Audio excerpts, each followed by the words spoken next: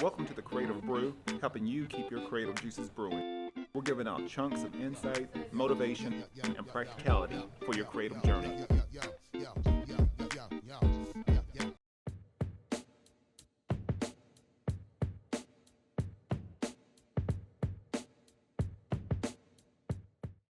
My next partner is Elevate Coffee Trading, and if you appreciate specialty coffee, enjoy outdoor adventure, and love helping elevate the lives of children around the world, then you're going to love Elevate Coffee Trading. Their mission is to extract hope through love, coffee, and adventures. There's free shipping in the United States, and every bag of coffee helps sponsor health and education for children in coffee-producing countries and in areas of need in the United States.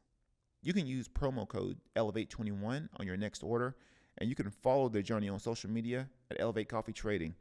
Or you can visit online at elevatecoffeetrading.com, and let's start extracting hope together. And this episode is brought to you by Baba Coffee, smuggling good vibes. Baba roasts their coffee beans each week and only offers the freshest coffee.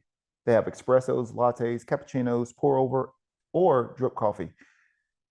You can try their cold brew coffee, nitro cold brew, or bulletproof coffee, and boba milk teas. They also have a wide assortment of delicious food. I would suggest you try the avocado toast, mimosas, wine, or beer. On the weekends, you can check out some great music like the Soto Six and food like Eliza the Shelf and others over the weekend, every Friday and Saturday, beginning at 6 p.m. You can check out everything they got going on Facebook and Instagram at Baba Coffee. And welcome back to a new episode of The Creative Brew, giving you insights on your creative journey. Today we have Evan Golden. He is the creator of Lani Comics. And someone that I usually try my best to share and support a lot of the indie creators and the books they have going on. And we have a mutual friend with the Oceanside Comic Stronghold. And usually, I always catch wind of people that's, maybe they got book signings or things that's going on. So and like I said, I love to go out and just share my support for indie creators. But yeah, just glad to have Evan on here on this conversation, and he's going to talk about his comic books, really talk about creativity, publishing, indie publishing, the ups and downs of it, where it's headed, and like I said, I'm sure he has more insights than I have, but I'm always interested in hearing people's creative processes and their concepts and ideals and how they sort of portray them or communicate those ideals. So without further ado, I'll let Evan share his origin story, and we'll get going. Hey, how's it going? So thank you so much for having me, first of all. Yeah, I'm Evan. I am down in Chula Vista, but I do make my way around different comic shops in the San Diego County area. And as mentioned, I do have a signing coming up at Stronghold on November 2nd from 12 to 4. So I'm really excited to do that. So basically a little bit about me. I'm from the Northeast originally, was into comic books early on, and collected primarily things like Wolverine and X-Men and Batman and some of the mainstream from the big two.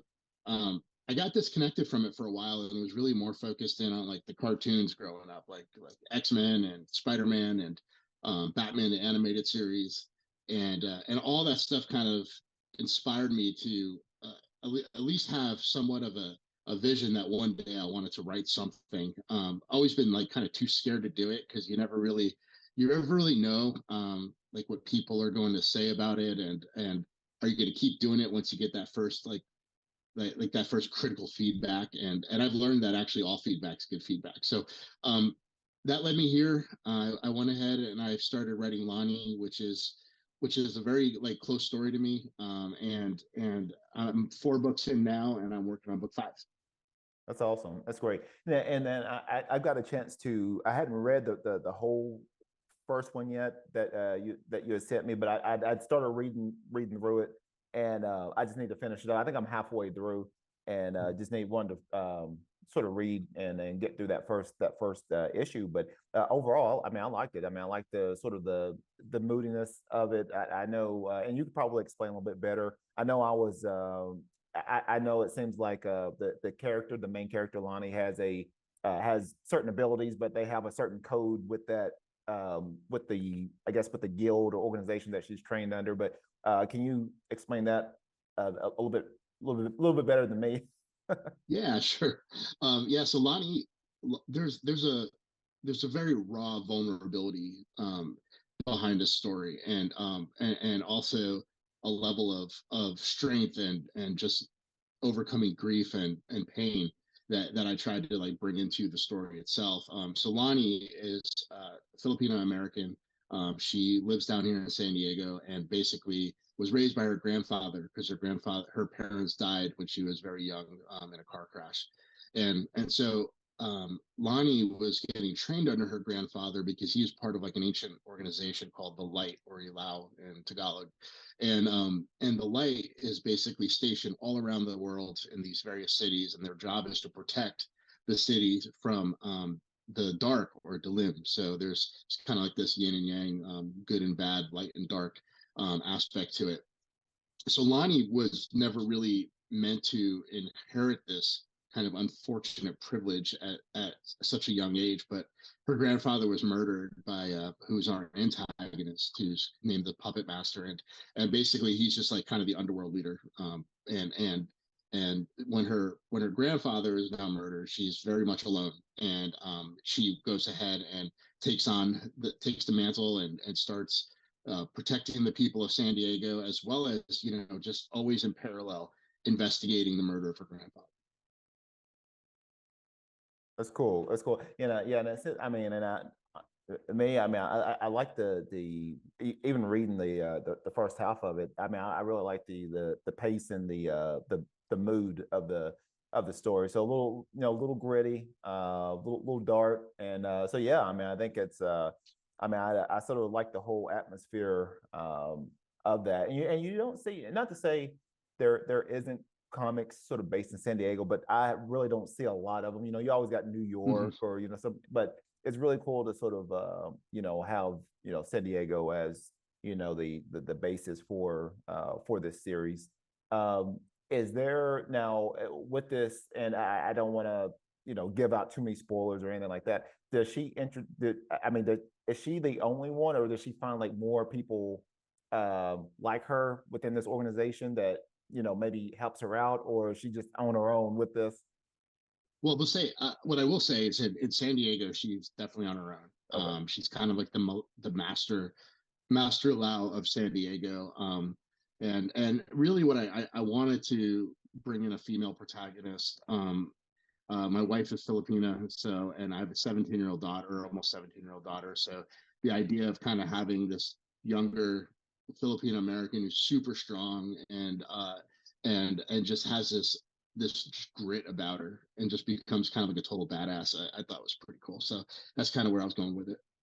That's cool. That's cool. So with the so I know you're currently on issue 5, and I know everything is always a sort of an evolution from that first book to issue 5.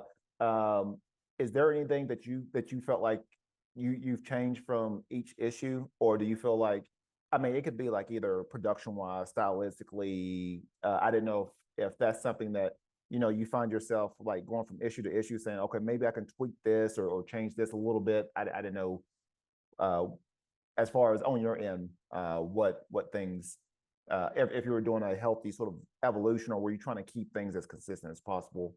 Uh, So I have like an overall structure of like what I want the story to look like.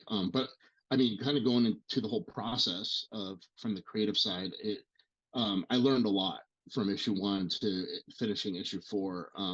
I contract out my art through Fiverr, so the issue 1 and issue 2 have a different artist than 3 and 4, and 3, 4, and now 5 will have the same artist.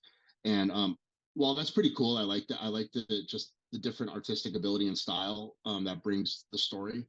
I design every frame. I basically give the artist some guardrails to work with, and then just tell them to be free and be creative within that box.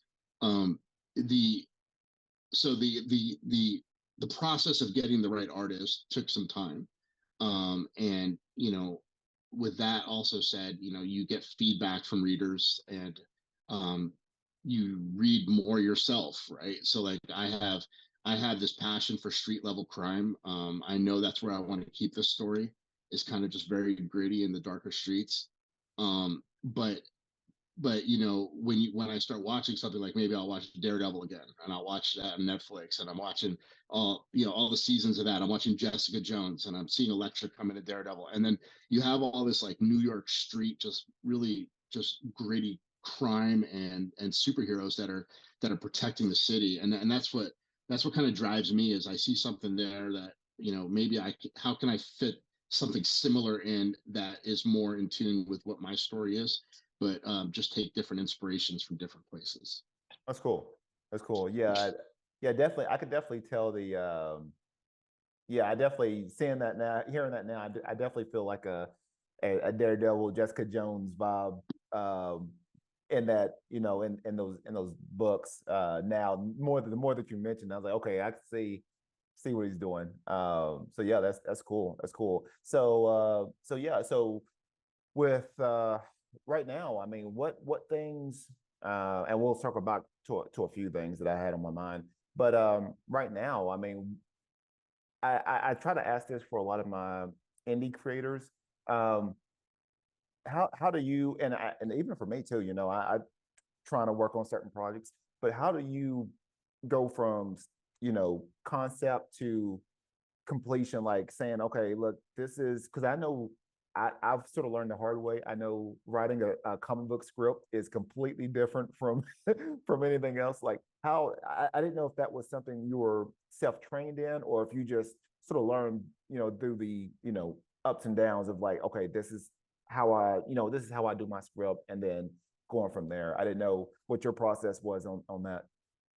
Yeah, no, it's a great question. I mean, so a lot of what I do is I don't necessarily storyboard out my concepts visually, more so than I create an outline, which I guess could be considered similar to that, and then I fill in the details as I go. And then I'm always changing stuff when I'm editing, and going from there. I don't have an editor. My artist does the lettering, does the inking, does the sketching, does the coloring.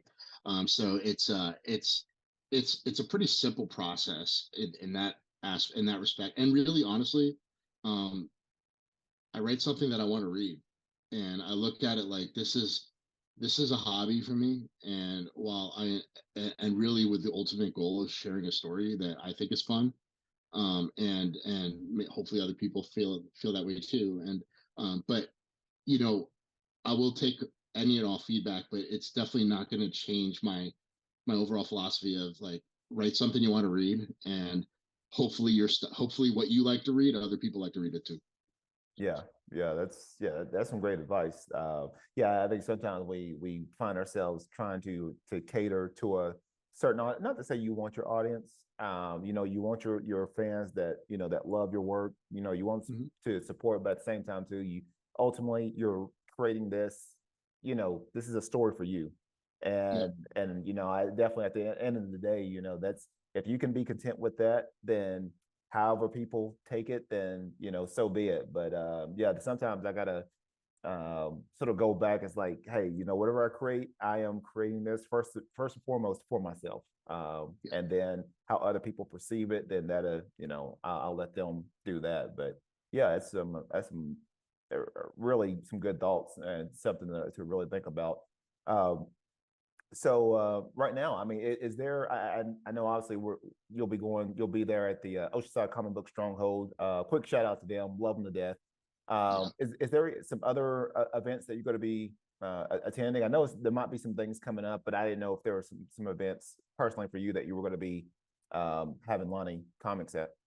Yeah, no, thanks. Uh, right now, I am planned to be at San Diego Comic Fest, which is scheduled October 26th and 27th down in Carlsbad, down from you, up from me in Carlsbad, and I'll be there, in the small press area, with a table, selling out my books 1 through 4, signing any and all books that people are interested in getting signed.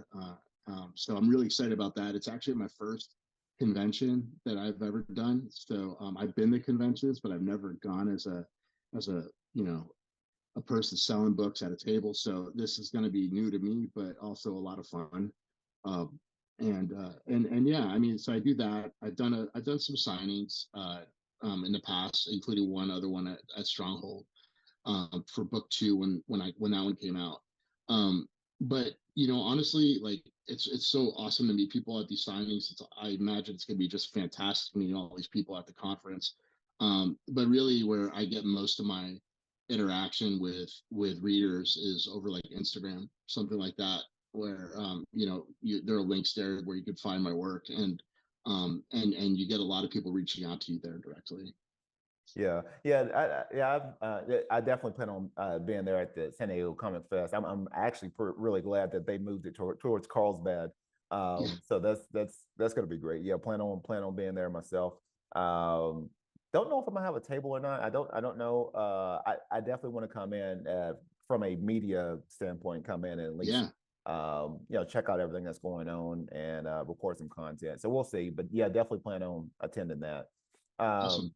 so yeah, going back, even with Lani. So the from what I've read, she has certain abilities. Now is and I'll let listeners and people that want to get Lani Comics, you'll have to read the book. I'm not going to try to share everything, but with those abilities, is it just one ability, or is it does she have multiple abilities, or is it just depending on what she inherits?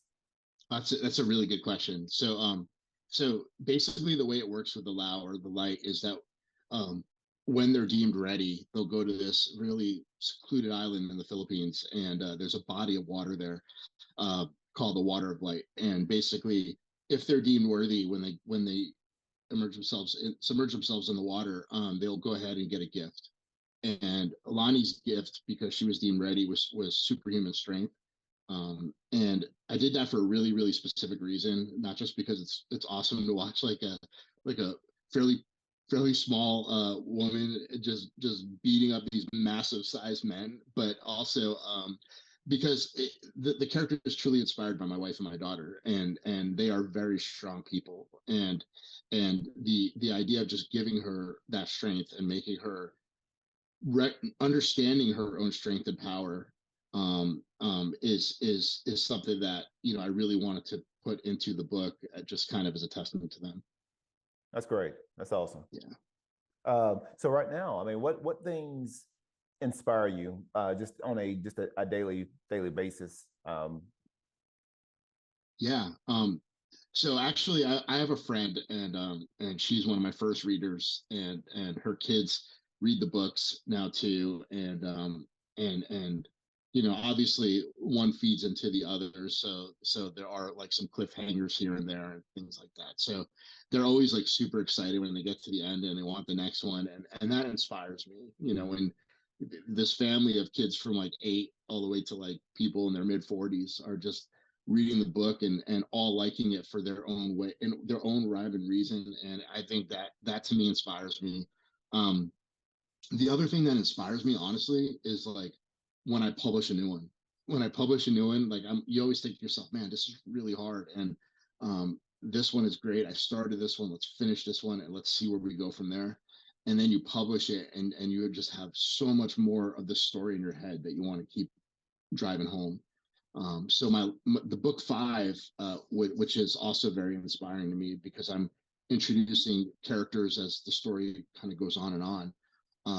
Is the concept is going to be about 25 to 30 pages of the Lani story directly, and then another 10 to 15 pages of like an origin story of one of the other characters. So you could see how that kind of all lines up and where that person came from and what their background is and things like that. So I'm trying to do that, not necessarily with the idea that it would spin off into its own series, but you just never know at that point. Yeah. Yeah, and that's what I really sort of piggybacking off of what you just said. I didn't know if there was going to be multiple characters sort of coming into this, into this overall story or not. So that's what I was. Yeah, I think that's what I was wondering. So I know we was introducing the main character, but I didn't know if there's going to be other characters that's going to sort of join into the fold sooner or later. But yeah, that's yeah, that was what I was wondering if it was going to be a solo title or if, we're bringing in other characters. So Yeah, bringing in other characters into the story, sharing their origin, and then we'll see what the readers think. And then if from a creative standpoint it makes sense to bring that character kind of on their own spin-off, then maybe you do that and you see where it goes. So. Yeah, that's cool. That's cool. So, right now, I mean, what things, maybe what have been some challenges? I know just as a creator, all of us, we have our, certain challenges and just sort of roadblocks. What's been a challenge for you, and then maybe like how did you overcome it, Yeah, creatively? yeah, that's a really good question. I mean, writer's block. I've been fortunate enough not to have too much of that, but it does come along where you get to a point of the story, and there's like three different ways to take it, um and usually what I'll do is I'll just trust my gut at that point, and say, you know what, the reader didn't know there were three options, so like I'm gonna pick the one I think I like the most, and we'll see how it goes. The other challenge, honestly, is getting into this world. The reason I also say, like, write what you like to read, is because it's hard to make it. It's hard to, like, it's hard to get recognized. It's hard to get people to just read your stuff and take a chance on you. And there is overhead cost to doing what you do. I don't do Kickstarters. I don't do third party funding. I do my own work, and I self publish because I have control of it. And so I get to tell the story that I want to tell. But at the same time, like, there is a bit of a hustle there. You have to go meet people. You have to meet people that inspire you in different ways, that can help you with your seeing their creative process, things like that. So I would say that the hardest part for me, was just putting myself out there, because I am somewhat of an introvert. So putting myself out there, and being able to share the story, knowing that there's a possibility that the person I'm talking to won't like it. Yeah, yeah.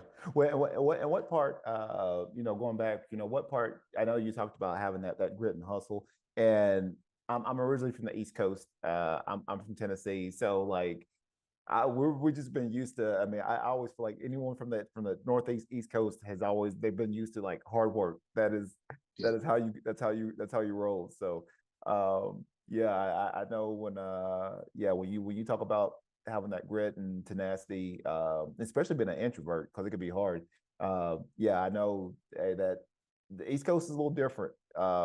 It's just a different mindset, and yeah, definitely value that. I think it's helped me out a lot. Even being out here on the West Coast now, I still have that East Coast just grind and hustle. Like that's just how you do it. Um, Yeah.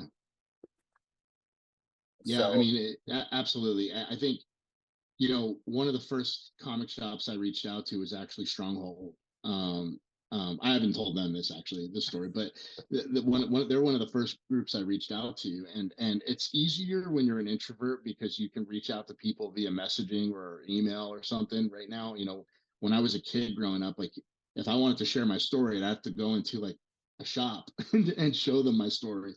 Um, but nowadays the means of communication is out there to where we can have a conversation like this, and share each other's creative process, and collaborate, possibly, if it made sense. Where, so reaching out to Stronghold, the response I got of just okay, and they wanted me to come in and do a signing event, like, that's motivating, right? Because here's a comic shop that's serving a community, and they want to take a chance on bringing me in for a few hours, and hopefully drawing in some customers to come see my story as well. So that's pretty cool.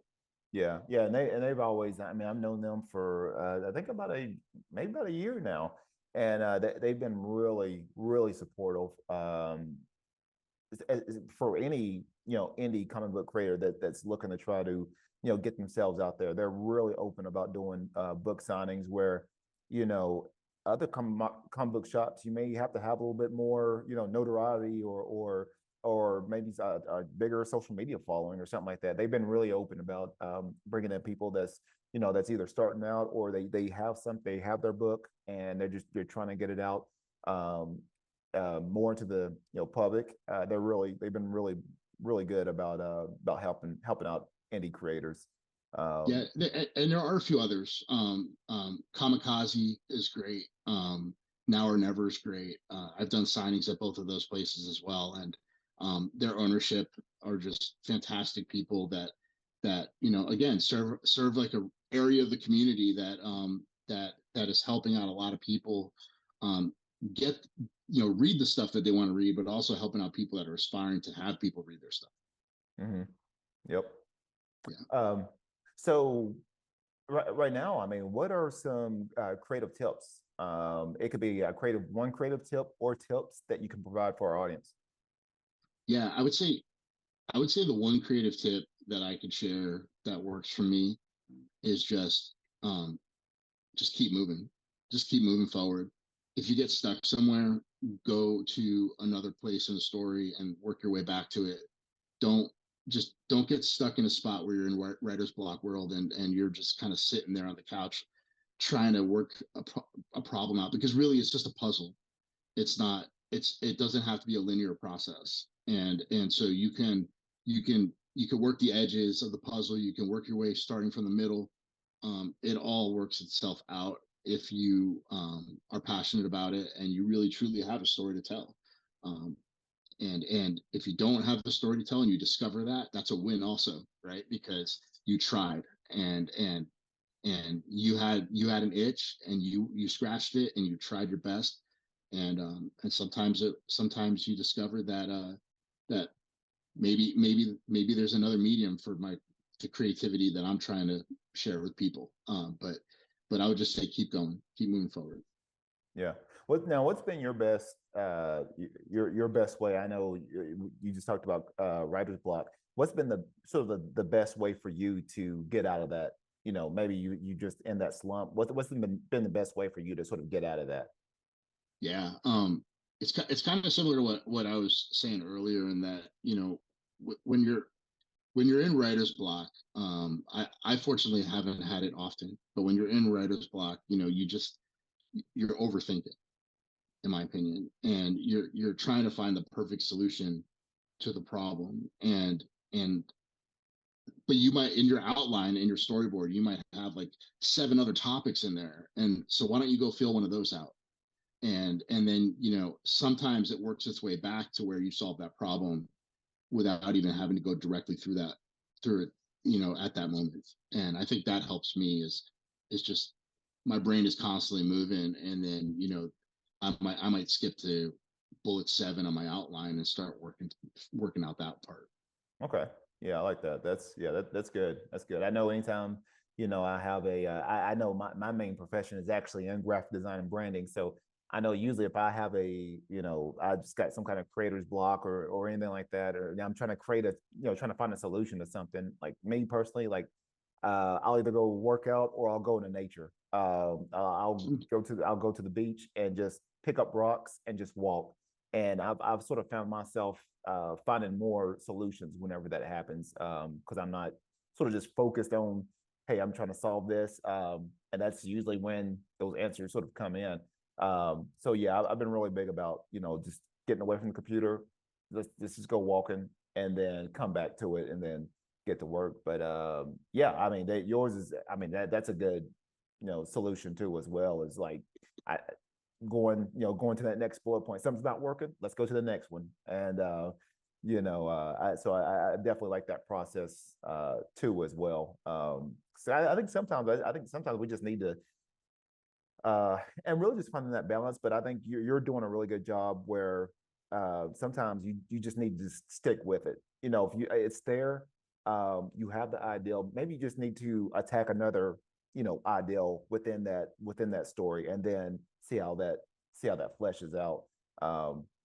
Sometimes people just they feel like, I'm not good enough, and they just get rid of it. And I sort of noticed that you're really good about sort of just sticking to it and just getting it out to completion. And it's evident with book 5. So Yeah, I mean, Yeah, I would, and I also like your idea as well, because sometimes you just have to close that laptop, and you're absolutely right, 100% in that. We live in an area where we're fortunate that there's a lot of nature that we can take advantage of, whether it be the beach or just hiking somewhere, whatever the case may be. And sometimes you have to close that laptop and come back to it and just let your mind be free of it for a moment. And so, absolutely, 100%, I love that. Yeah. Yep. I mean, I've had some crazy ideas sort of pop up, and I was like, oh, wait a minute, I got my phone. I got to just let me put this down in my notebook real quick, a little Yeah. notepad. So, yeah. So right now, I mean, before we sign off with everything, what are some words of wisdom? And it's something that I ask all my guests. Just some words of wisdom, just something that people that will listen to this episode very soon, or will listen to it in the future, or maybe they find out about Lani and the creator, and they go back to this episode. What are some words of wisdom that you can share with our audience? Yeah, I love that you asked that. It's pretty similar to what I like try to hope for my daughter as well. Is what I'm doing here. If you like to do it, then just go do it. I'm not special in the sense that there's a certain skill that I've excelled in over the years, and a lot of like learning and coursework and stuff like that. I haven't had that. I have a story to tell, and I like writing it. And I would say that you can do the same thing as well. You can do whatever you want to do. So if you have like a hobby that you want to explore, do it, because everyone that's doing it now, that's doing a really good job at it, um, has started somewhere and probably started right where you are. So that I'd say that's probably my word of wisdom. That's great. I like that. I like that. So yeah, how can people get in touch with you? How can they purchase Lani Comics and sort of get absorbed into this little gritty universe here? What's the best way of reaching out to you? Yeah. So the only social I use is Instagram. I do that on purpose so I look at one platform, and and I happen to like that one, and I put a lot of art up there. I put a lot of the sketch work up there. And so that's at Lani Comics, Lani Comics, Comics, and there's no like, it's all one word. And you can find me there. And if you want to DM me, if you have questions, if you have any thoughts, I'm happy to chat with you there. As far as selling the books, I'm on Indie Planet, as well as I have an Etsy shop that I sell the digital and print copies from. So there's a lot of ways to do it, and they're all in my profile, for how you can get access to them. That's great. That's great. And then again, when will you be at the Oceanside Comic Book Stronghold for your book signing? Yeah, yeah, thanks. So I'll be there November 2nd, the week after. I believe it's the week after the San Diego Comic Fest. I'll be there November 2nd from 12 to 4.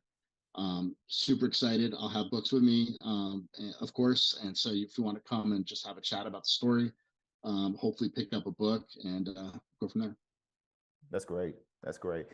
And hey, thank you for Evan. Thank you for coming on. Definitely appreciate it. Like I said, I'm always a supporter of any indie creator that's courageous enough to sort of do their own thing and self-publish. It can be a very scary act, but I feel like it's necessary. I feel like all these stories need to be shared in some form or fashion, and I think gives hope to a younger generation seeing this and seeing people portrayed in their nationality or in their image, and sort of seeing those heroes come to life, or heroines come to life. So thank you for jumping on and sharing your story, talking about Lani Comics and everything else that you got coming up. Yeah, once again, best way to support this show, you can go to www.buymeacoffee.com/the creative brew. And for the price of a cup of coffee, barring inflation, you can help support this episode as well as future episodes. And then thank you to my sponsors for the show, Baba Coffee, that's based out of Carlsbad, California, great sponsor of mine. Elevate Coffee Trading, based out of the Dallas, Texas area. Elements Coffee, the new sponsor of mine that's based out of Houston, Texas area. And then Studio Ace, they're a arts community. They do workshops, classes, and they have a retail shop too as well, and with local vendors, artists. So I've been a great partner of Studio Ace for a number of years now. So this episode is supported by all those amazing sponsors. So other than that, hey, this is me. This is Evan. This is the Cradle Brew. Be cradle, stay inspired. All I know is hard work, really nothing else. I resort to smoking weed, yo, cause nothing helps. Called to hold me up, told them loot the sample up. We gotta come together now, cause I had enough. The time is now, there'll never be another one. It's a SOUNDCLOUD.